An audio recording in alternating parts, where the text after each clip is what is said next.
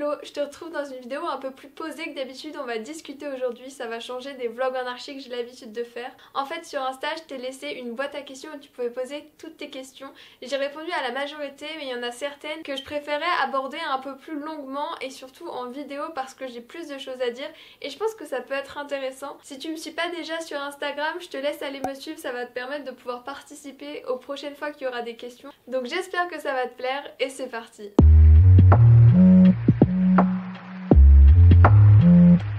La première question que j'ai reçue c'est si j'étais pas en archi, dans quelle voie je serais. Alors honnêtement je sais pas trop te dire parce que vraiment genre pour moi l'archi c'est une évidence depuis tellement longtemps que je me suis jamais vraiment posé la question. Je sais que sur Parcoursup j'avais mis une licence d'art appliqué parce que je sens que l'art c'est vraiment quelque chose qui est important pour moi. Honnêtement je sais vraiment pas dans quoi je serais partie mais je pense un domaine artistique. Si ça avait pas été architecture ça aurait sûrement été peut-être design, graphisme. J'aime bien aussi tout ce qui est graphisme de communication, ce genre de truc. Donc peut-être quelque chose comme ça. Ensuite une autre question que j'ai eue c'est qu'est-ce que j'aime le plus et que j'aime le moins dans mes études. Alors j'avoue que en termes du projet, là je suis en train de faire cette vidéo, je suis en intensif, c'est ma petite pause, on adore. Au niveau du projet, ce que je préfère c'est vraiment le moment où je modélise mon projet sur SketchUp parce que j'aime trop SketchUp, genre c'est le logiciel avec lequel j'ai le plus l'habitude de travailler aussi. Mais en fait le moment où ça se modélise du coup, c'est comme si mon projet il prenait forme, tu vois, il prenait vie. Et enfin j'arrive à le voir sous tous les angles alors que d'habitude je l'ai que dans ma tête. Et du coup je trouve ça trop bien, trop intéressant et vraiment genre, je sais pas, c'est trop un moment fort pour moi dans le projet. Et par contre ce que j'aime le moins du coup c'est genre faire les plans AutoCAD, ça vraiment je trouve ça trop relou. Honnêtement faire les plans je trouve que ça prend tellement de temps pour pas grand chose et surtout à chaque fois il faut revenir dessus alors que pour moi tu vois une fois que j'ai fait mon SketchUp bah pour moi c'est posé, c'est figé et donc faire des plans, faire des machins, j'en ai pas spécialement besoin. Mon truc dans ma tête au moins il est posé, il est figé donc je dirais c'est la partie plan, enfin à chaque fois c'est ce qui me prend le plus de temps, c'est ce que j'aime le moins et j'aime moins le logiciel qu'on utilise pour l'instant donc je pense que ça joue aussi. Et sinon au niveau des cours là j'étais en L1 et ce que je préfère en termes de cours bah c'est le projet. Donc c'est clairement là où ça rassemble tout. Mais c'est vraiment le moment où tu vas réfléchir à ton projet, où tu vas l'avancer, où tu vas trouver des idées. Et ça je trouve ça genre fascinant. Les moments où ton projet il avance tu vois. Et ce que j'aime le moins en termes de cours c'est vraiment les cours d'informatique parce que bah, j'en ai déjà parlé sur cette chaîne hein, mais l'informatique c'est pas ce que j'aime, c'est pas comme ça que je l'apprends. C'est pas avec des cours genre moi je l'apprends parce que j'en ai besoin tu vois. Si j'ai besoin d'informatique dans un projet, bah là je vais l'apprendre, c'est comme ça que j'ai appris à utiliser AutoCAD. C'est vraiment genre dans le rush pour mon rendu intermédiaire parce que je savais que j'avais à l'utiliser et donc là j'étais motivée. D'ailleurs j'avais fait une vidéo à ce moment-là, c'était un peu vénère comme week-end. Je te le mettrai dans le petit i si tu vas aller la voir, mais au moins ça te permettra d'avoir un peu une idée de ce qu'on peut faire aussi en termes de plans et tout, mais vraiment genre l'informatique c'est pas ce que j'aime tu vois. Genre c'est un bon outil, j'aime bien m'en servir mais en tant qu'outil, mais je suis pas passionnée par ça et encore moins par l'apprendre. Genre la phase d'apprentissage c'est vraiment ce que je déteste le plus. On m'a aussi demandé pourquoi j'avais choisi archi et pas décoration d'intérieur. Alors en fait il faut savoir que c'est vraiment deux domaines qui me passionnent. Genre la décoration d'intérieur c'est une passion pour moi. J'aime trop tout ce qui est aménagement, décoration, tout ça genre. Et pourquoi je suis pas partie là-dedans? Bah tout simplement parce que je pense que c'est plus une passion que déjà un métier et en fait il faut savoir que j'aimerais bien faire les deux plus tard, tu vois, j'aimerais bien être architecte mais faire aussi de la décoration d'intérieur et de l'aménagement d'intérieur. Pour moi ça va ensemble et j'ai pas envie de faire juste de la décoration, genre je pense que ça me manquerait il me manquerait quelque chose, enfin je me sens pas faite pour ça mais j'adore ça et du coup pour moi ce serait vraiment en plus de l'activité d'architecte et ce serait bah imaginer par exemple le mobilier ou l'aménagement qui irait de fou dans l'espace que j'ai imaginé. Et là oui, et d'ailleurs je le fais déjà dans mes projets, tu vois, j'aime pas mettre du mobilier de base et tout. Pour moi, le mobilier il doit aller avec la vibe et du coup, genre je fais en soi de l'aménagement et de la décoration d'intérieur, on en fait tous, c'est ce qu'on appelle les ambiances en architecture. Mais la décoration seule, je trouve ça un peu moins riche. Et je sais pas, c'est pas ce qui me passionne directement. Ensuite, on m'a demandé comment était venue ma passion pour l'archi. Alors, j'avoue que je sais pas trop répondre à cette question. En fait, je t'explique. Quand j'étais petite, je savais pas ce que je voulais faire plus tard. Genre pendant assez longtemps au final. Enfin, disons au moment où on me demandait qu'est-ce que tu veux faire plus tard et que tout le monde y répondait moi je veux être coiffeuse, moi je veux être fleuriste, moi je veux être gna gna gna. Bah moi je savais pas et du coup je répondais genre bah je sais pas. Et en fait, la révélation s'est faite quand j'étais, je crois en CE2. J'étais partie à New York avec ma maman.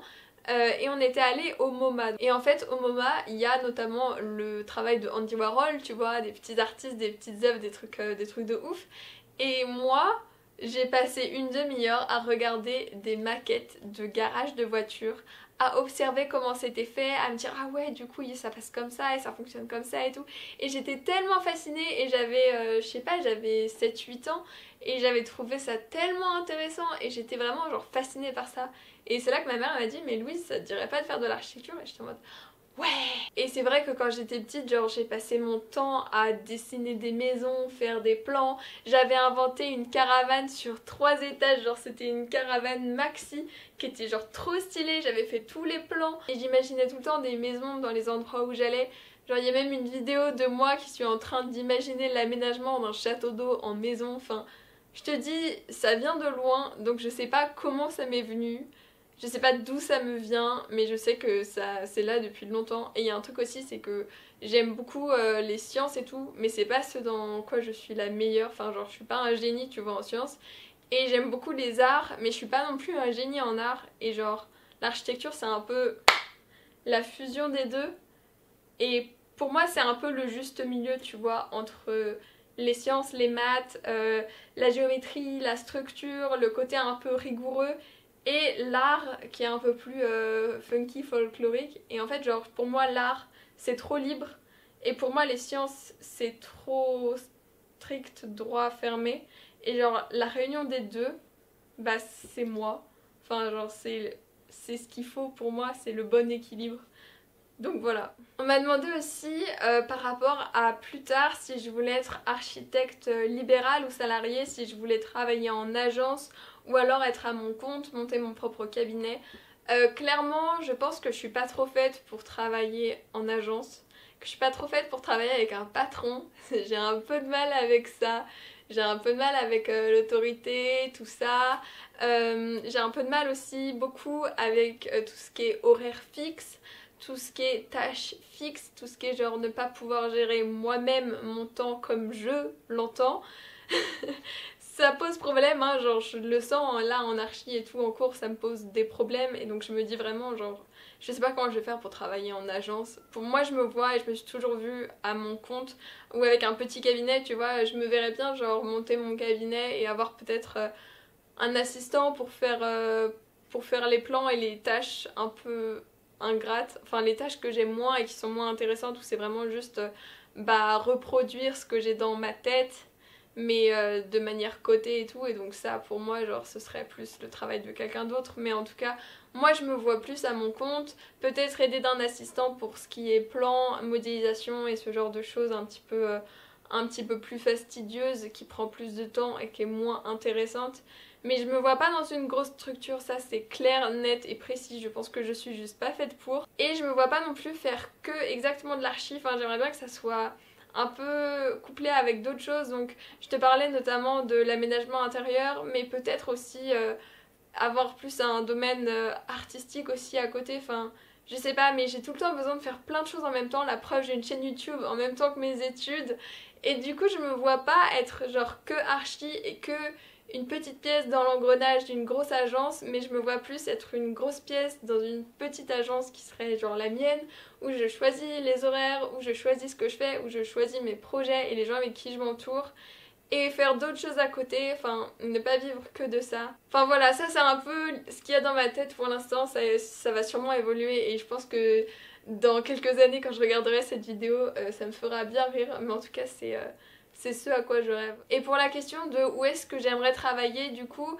j'avoue que je sais pas, j'aimerais bien vivre à plusieurs endroits dans ma vie, faire, je sais pas, 1 an à un endroit, 2 ans à un autre endroit et bouger comme ça, sur des périodes quand même assez longues, histoire de bien m'imprégner du lieu, de la culture, des gens, me faire des amis, tout ça. et ensuite au bout de quelques temps repartir et découvrir un nouvel endroit, découvrir des nouvelles cultures, des nouvelles personnes, des nouvelles langues, des nouveaux climats, des nouvelles habitudes de vie et pouvoir vraiment m'en imprégner et ensuite bouger à un autre endroit et m'enrichir de cette manière. Ensuite on m'a demandé comment je gérais la pression en études d'archi. Alors j'avoue que je la gère pas trop. Non, en fait, il faut savoir que de base, je suis pas une personne très stressée. Enfin, je reste quand même assez stable et tout. Je réfléchis beaucoup et j'imagine beaucoup et tout. Je suis pas mal dans ma tête, mais je suis pas stressée, je suis pas quelqu'un d'angoissé. Et c'est vrai que là, cette année, j'ai eu des petits moments un peu plus intenses, un peu plus vénères. Et j'avoue que j'avais pas trop l'habitude. Donc en termes de pression, enfin, l'avantage c'est que je sais tout le temps que la pression je me la mets aussi un peu moi-même. J'ai jamais eu de problème, je me suis jamais dit que j'allais rater mon projet, que j'allais redoubler et tout, ça j'ai pas de problème là-dessus. Enfin, mes projets ils sont toujours très bien passés donc je m'en fous tu vois. Mais c'est plus en termes de recherche de travail où il y a beaucoup de choses à faire, où j'ai envie surtout de bien les faire parce que je suis un peu perfectionniste sur les bords. Disons que je suis pas perfectionniste mais je suis très exigeante. Et je suis aussi exigeante avec moi-même et donc ça peut poser des problèmes. Et c'est vrai qu'au rendu intermédiaire c'était un peu vénère parce que du coup j'avais beaucoup de choses à gérer en même temps. Et surtout il n'y avait pas que le projet, il y avait d'autres choses à côté qui me mettaient de la pression. Et là j'ai eu du mal à dormir et tout, je sentais que ça allait pas trop. Mais c'est pour ça que maintenant en fait, j'avoue que quand j'ai des moments où il y a de la pression et tout, je m'y mets vachement vite, à fond, genre très concentrée tu vois, mais je fais toujours en sorte de prendre du temps pour moi. Enfin, je te l'ai montré, je te l'ai dit dans plusieurs de mes vidéos, dans plusieurs de mes vlogs, mais vraiment genre prendre du temps pour moi, je pense que si je le faisais pas même dans les périodes les plus vénères, je meurs en fait, genre j'ai besoin, je sais pas, de me poser pour manger. Vraiment, je suis pas capable de manger devant un écran. Enfin, c'est un refus capital dans mon cerveau. Je sais pas, il y a un truc, mais pour moi, c'est le moment où tu arrêtes de prendre soin de toi. Genre, pour moi, les deux points clés, trois même, c'est genre dormir la nuit, manger sans travailler et faire du sport, genre tous les 2 jours, tu vois. 2-3 jours, allez, 3 jours. Mais si je fais pas ça, c'est que c'est vraiment la dèche. Et je sais que c'est contre-productif. Parce que en gros, genre ce qui se passe, c'est que quand j'ai beaucoup de pression, je me réveille plus tôt. Enfin, je mets mon réveil tôt. Genre là, je me suis réveillée à 6 h, tu vois, cette semaine. Et c'est ce que je fais parce que c'est comme ça que ça fonctionne le mieux. Je travaille le matin, je travaille genre intensément. Je me pose le midi pour manger. Je me pose, enfin tous les repas, je les fais pour manger sans être en train de travailler. Après, je continue à travailler la journée et tout. Et le soir, comme ça, je suis fatiguée et je dors et surtout j'essaye de faire du sport comme ça, bah pareil ça fatigue mon corps parce que sinon t'es juste genre t'es fatigué cérébralement tu vois, t'arrives plus à travailler mais en même temps t'arrives pas à dormir parce que ton cerveau il fonctionne encore trop et t'as trop de choses qui te stressent. Ma technique c'est de fatiguer mon corps et comme ça je dors mais genre comme un loir. Et enfin, dernière question c'est comment je trouve mes idées pour mes projets, comment je trouve mes idées quand j'ai des choses à faire en archi et tout. Vraiment ma réponse c'est je les ai. Il faut savoir que je suis genre quasiment jamais en manque d'idées.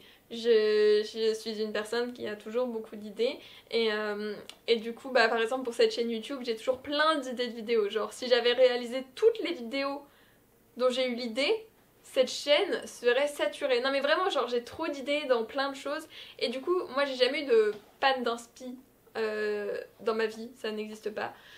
Donc j'avoue que ça c'est quand même une bonne chose, ça m'aide. Alors il y a beaucoup d'idées, elles sont pas toutes bonnes, hein, vraiment, même elles sont peu bonnes, mais au moins j'en ai, ça me fait une base de travail et à partir de là je prends les idées qui sont bien et j'essaie de les approfondir, de les coupler avec d'autres idées qui sont bien et tout ça. Mais sinon je dirais c'est de regarder autour de moi, enfin je sais qu'il y a des moments où je sais pas trop quoi faire et tout, et du coup je vais me balader, je vais faire un tour ou même sur le chemin de l'école. Je regarde tu vois autour de moi et ça me donne des idées, ça me donne une base de travail et à partir de là genre tout fonctionne. Et aussi sinon j'ai des livres et ça m'aide aussi des fois de temps en temps, genre je regarde un peu les livres d'archi et ça me donne des idées, ça me montre des nouveaux horizons. Donc attends, je vais te montrer ce que j'ai. Voilà donc, attention, mise au point. C'est mise au point, ouais. Donc j'ai ce livre là que j'ai eu il y a super longtemps quand j'étais petite et que je savais que je voulais faire de l'archi, que mes parents m'ont offert et en fait Il y a plein de choses à l'intérieur et vraiment comme c'est surtout des images, ça te donne trop des idées, t'as des trucs un peu différents de ce qu'on a l'habitude de voir et donc ça donne grave des idées. Genre clairement c'est trop bien. J'ai déjà trouvé des références par rapport à mes projets ou quoi grâce à ce livre. Donc ça s'appelle Architecture contemporaine mode d'emploi, voilà je le recommande. Juste parce que c'est des belles images. J'ai jamais lu les textes. Mais les images vraiment donnent de l'inspiration. Et j'ai aussi eu ce livre là pour mon anniversaire de ma tata, donc merci tata. C'est Homes for Our Time et donc c'est un livre qui est en français, anglais, allemand.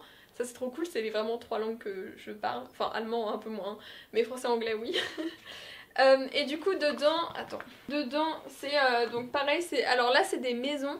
Il y a aussi des belles images, tout ça, genre ça te donne des bonnes idées et c'est un peu plus... c'est un peu plus fancy, tu vois. Il y a un peu moins de choses aussi, mais c'est des projets qui sont vraiment sympas. Et ce qui est vraiment très cool dedans, c'est que t'as des visuels genre en plan et tout. Et ça, je trouve ça trop cool. Ça te donne vraiment des idées, même sur la représentation. Donc je te recommande aussi ce livre. Alors je t'avoue que je connais pas le prix parce que ce sont des cadeaux. Mais je pense que c'est une bonne chose que je ne connaisse pas le prix. La bonne technique, c'est de te faire offrir les livres d'architecture. Parce que ça coûte vite très très cher, c'est des très beaux livres, c'est des très belles choses. Donc voilà. Donc Homes for Our Time, je te mettrai les liens des 2 livres dans la barre d'infos. Si c'est des livres Amazon, si tu cliques dessus et que tu les achètes grâce à mon lien, j'ai une petite commission. Du coup, si tu veux les acheter, je te conseille vraiment de cliquer sur mon lien. Et comme ça, tu me ramènes un petit peu de thunes parce qu'on va pas se le cacher. Mais les études d'archi, ça demande beaucoup de budget en termes de maquettes. Et du coup, si cette chaîne YouTube pouvait m'aider, ça m'arrangerait vraiment. Donc voilà, c'est la fin de cette vidéo. C'était un peu long, j'espère que ça t'a plu quand même de m'écouter un peu discuter, raconter ma life, blablater. Si ça t'a plu, n'hésite pas à me mettre un petit commentaire, savoir si ça vaut le coup que j'en fasse d'autres ou pas. Et pareil, si t'as d'autres questions ou d'autres sujets que tu voudrais que j'aborde en vidéo dans ce type de format là, c'est un peu un nouveau test, un nouveau concept, n'hésite pas à me le mettre dans les commentaires et je peux aussi mettre un petit pouce bleu histoire de montrer que ça t'a plu, parce que vraiment, je te dis c'est un test, je sais pas ce que ça va donner, mais why not, tu vois. Donc bon, moi je vais retourner bosser mes intensifs, et puis j'espère que ça t'a plu, je te dis à très bientôt pour une prochaine vidéo, c'était Louise Blanche, ciao ciao.